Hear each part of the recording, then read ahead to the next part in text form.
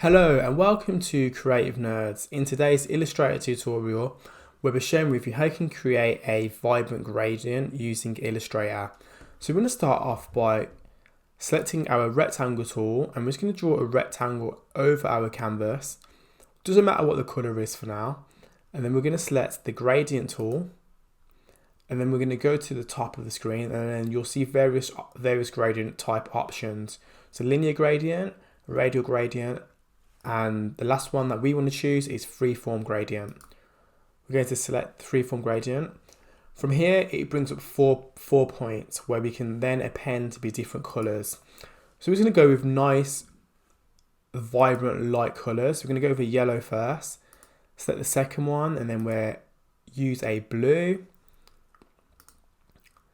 Bottom left, we will use a purple. And then we'll go with an orange. And then from there, what we can do, we can grab the transformation point and we can bring up certain points. And we can bring other points down so it blurs together better. And there you go. It's a really cool and simple technique, and a great way you can create like a nice, vibrant gradient by just adding in 4 different colors and then just moving the points around. It creates a nice vibrant background that you can use and overlay into various design projects. It's a great technique and one that I hope you can implement and use in your future design projects.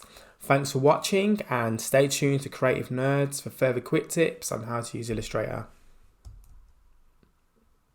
Boom!